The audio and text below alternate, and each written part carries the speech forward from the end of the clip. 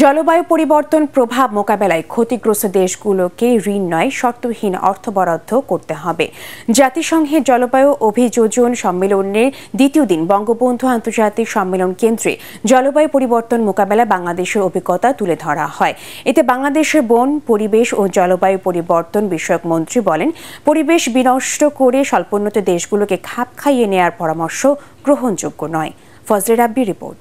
প্রিয়জনের অনুভূতি বোঝেন আপনি, আর আপনার প্রয়োজন বোঝে ওয়ালটন স্মার্ট ফ্রিজ। উন্নত ও শিল্পোন্নত দেশগুলোর কার্বন নিঃসরণের কারণে ভয়াবহ পরিস্থিতির মুখে পড়েছে বিশ্ব।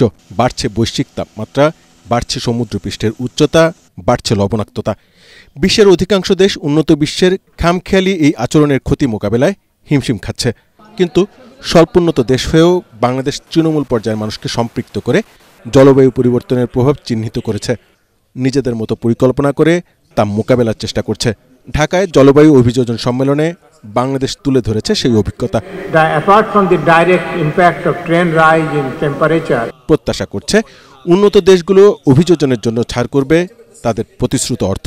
আমরা 2022-এ ন্যাশনাল অ্যাডাপ্টেশন প্ল্যানটা তৈরি করেছি। এখন আমাদের একটি বেস হয়েছে।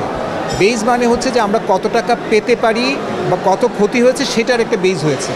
সেটার উপর বেসিস করে আমরা এই টাকাটা চাচ্ছি। ন্যাপে যেটা বলেছি সেটা 230 বিলিয়ন, সেটা হচ্ছে 2023 থেকে 2050 পর্যন্ত।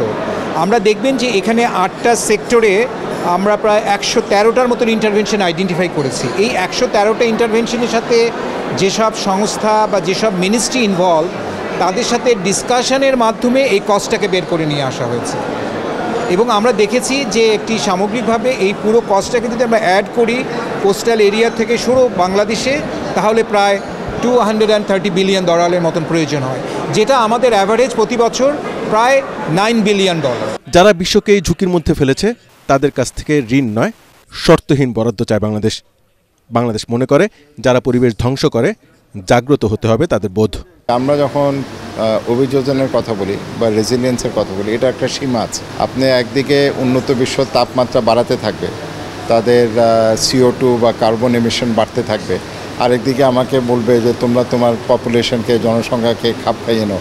এটা তো হতে পারে না। অভিযোজনের জন্য যে অর্থায়নটা হবে সেটা যেন কনসেশনারি হয়, সেটা যেন আপনার বাণিজ্যিক লোন বা ঋণ না হয়। আর একটা হচ্ছে গ্রান্ট, মানে এটা আমরা কোনো কিছু এটার জন্য দিতে হবে না। আরেকটা হচ্ছে কনসেশনাল। এটা আমাদের কিন্তু একটা মৌলিক দাবি, কারণ আমরা তো এই সমস্যার সৃষ্টি করি নাই। এখন যেই সমস্যা আমি সৃষ্টি করি নাই সেটা মোকাবেলা করার জন্য যদি আমাকে আবার ঋণ নিতে হয়, তাহলে তো এটা আমার উপরে একটা অতিরিক্ত বোঝা। তো সেই নীতিগত অবস্থানটা আমরা এখানে তৈরি করার চেষ্টা করছি।